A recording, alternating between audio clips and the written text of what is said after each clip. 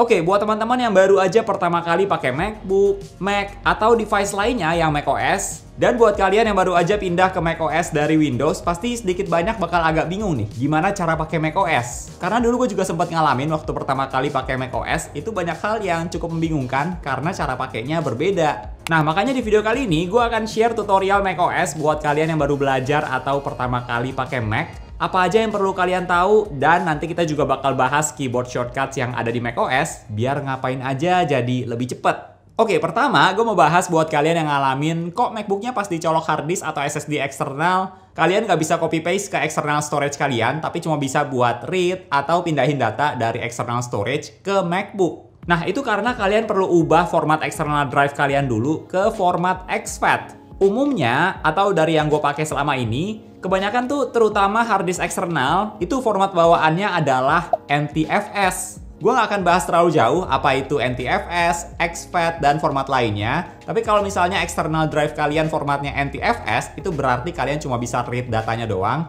atau buat pindahin data dari external storage atau drive ke MacBook atau Mac kalian. Tapi nggak bisa sebaliknya. Saran dari gua, teman-teman ganti dulu format external drive kalian ke exFAT sebelum kalian isi data apapun. Karena format ini bisa support buat Windows ataupun macOS. Jadi nanti bakal lebih fleksibel buat pindahin atau simpen data ke external drive kalian. Nah, karena semua external drive gua udah ada isinya, jadi gua nggak bisa contohin tutorial. Tapi caranya gampang kok. Kalian tinggal buka aplikasi Disk Utility, terus pilih drive yang mau kalian ganti formatnya, nanti klik Erase, dan pilih format exFAT. Kalau perlu tutorial yang lebih lengkapnya, kalian tinggal nonton video ini aja. Dulu gue juga belajarnya dari video ini, dan nanti gue akan taruh linknya di deskripsi video ini. Videonya sebentar aja kok, nggak sampai 4 menit. Dan nanti external drive kalian formatnya bakal jadi exFAT, dan bisa buat pindahin atau simpen data, dan bisa dipakai juga buat macOS atau Windows. Dulu gue juga bingung banget, kirain salah beli harddisk, tapi ternyata cuma perlu ganti formatnya aja.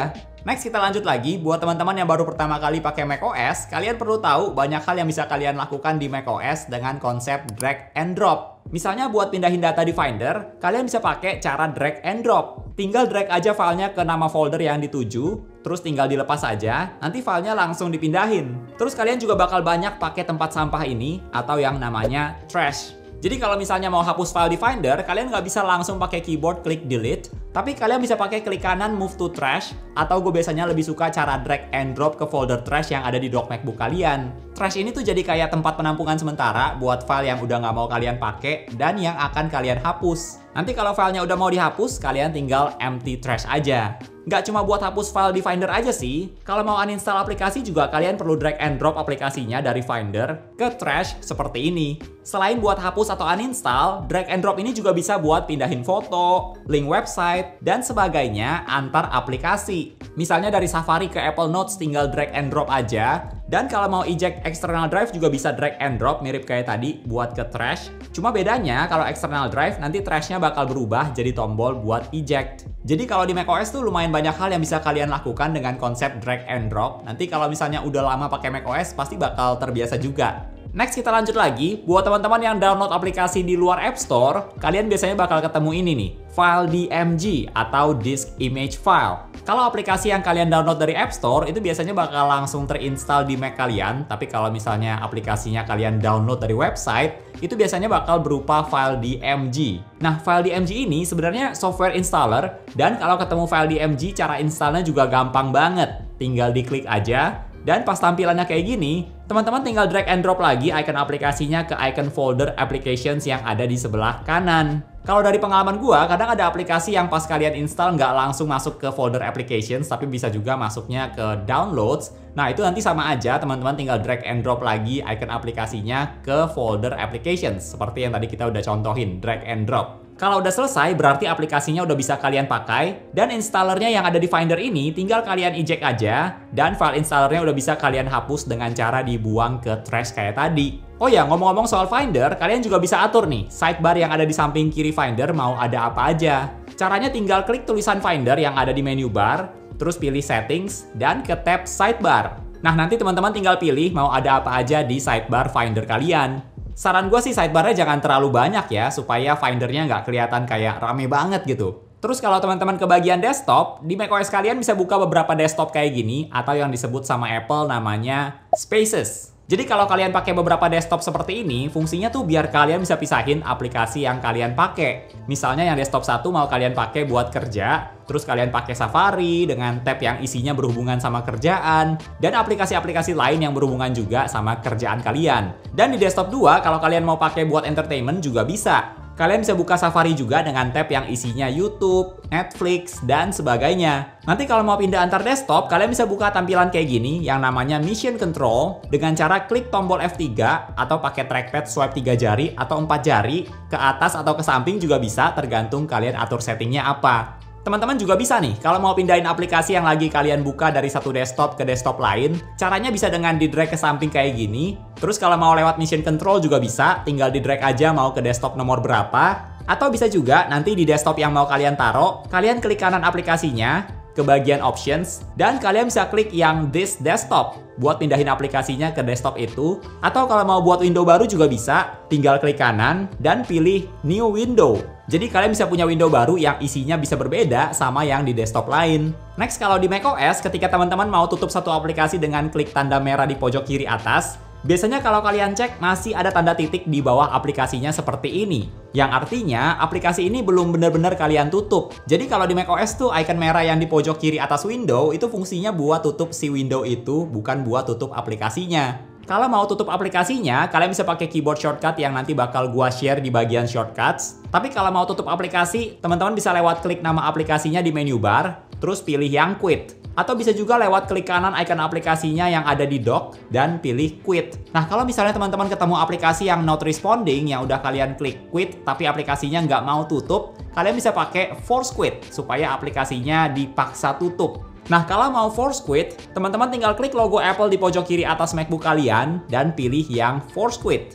Nanti bakal muncul pop-up aplikasi apa aja yang lagi aktif, dan kalian tinggal klik aja aplikasi mana yang mau kalian tutup. Termasuk kalau ada aplikasi yang not responding, itu juga biasanya bisa langsung ditutup lewat force quit. Teman-teman bisa pilih satu aplikasi atau beberapa aplikasi juga bisa sambil tahan tombol komen. Atau kalau mau tutup semua aplikasi sekaligus juga bisa. Tapi dari pengalaman gue biasanya yang quit biasa juga udah bisa sih, nggak harus sampai yang force quit. Kecuali kalau ada aplikasi yang not responding aja, itu baru perlu force quit. Oh ya, kalau kalian sering pakai SSD atau hard disk eksternal, mungkin kalian pernah ketemu masalah kayak gini nih. Kalian udah nggak buka file apa-apa dari external drive, tapi kok nggak bisa di-eject. Dan nggak ada tulisannya juga, aplikasi atau file apa yang bikin nyangkut. Sebenarnya ini jarang terjadi sih, tapi kadang bisa kejadian juga. Nah, kalau ketemu kayak gini, tenang aja, jangan di force eject dulu. Kalian bisa coba relaunch Finder. Caranya kalian tahan tombol Option, terus klik kanan Finder, nanti bakal muncul opsi relaunch. Kalau teman-teman nggak klik tombol Option dulu, nanti opsi relaunch ini nggak akan kelihatan.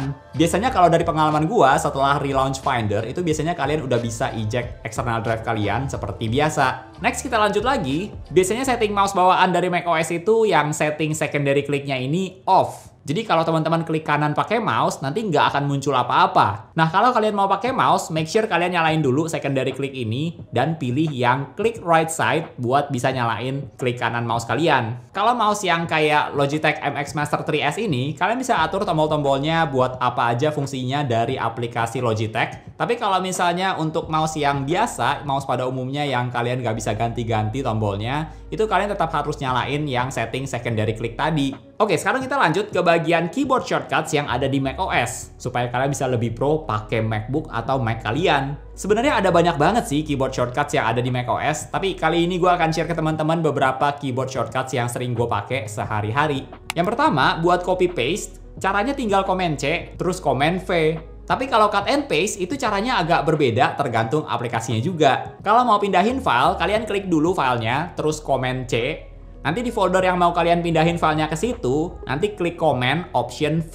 Tapi kalau misalnya buat teks yang ada di Apple Notes atau aplikasi lain, kalian bisa langsung Command X dan Command V. Terus kalau tadi buat tutup aplikasi harus klik kanan quit, kalau pakai keyboard shortcuts kalian tinggal klik Command Q. Nanti aplikasinya langsung ketutup. Atau kalau mau minimize window-nya bisa juga pakai Command M. Atau kalau mau buka window-nya secara full screen, tinggal klik Control Command F. Terus kalau mau lock screen Mac atau MacBook kalian, teman-teman nggak harus klik logo Apple dulu, terus pilih lock screen. tapi tinggal Control, Command, Q di keyboard kalian. Kalau buat screenshot layar atau screen recording, caranya tinggal klik Command Shift 5, nanti ada muncul pilihannya apa aja. Terus kalau mau pakai emoji, tinggal klik tombol yang ada di pojok kiri bawah keyboard MacBook ini, atau bisa juga dengan cara klik Control, Command, spasi. Terus kalau teman-teman mau pindah antara aplikasi, caranya tinggal klik Command Tab. Nanti sambil tahan tombol komen bisa klik tabnya beberapa kali buat ke aplikasi lain, atau bisa juga tahan tombol tabnya seperti ini. Kalau mau pindah antar window aplikasi yang sama, caranya tinggal klik komen dan tombol yang ini.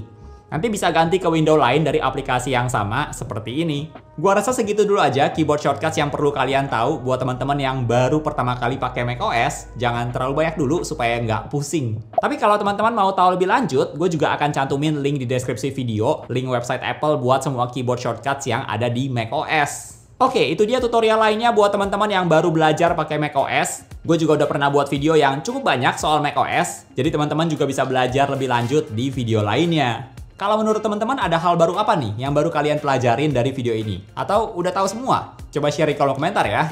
Oke, thank you buat teman-teman yang udah nonton sampai di detik ini. Jangan lupa untuk klik tombol like kalau kalian suka dengan video tutorial seperti ini. Dan juga subscribe supaya kita bisa ketemu lagi di video-video yang berikutnya. Bye!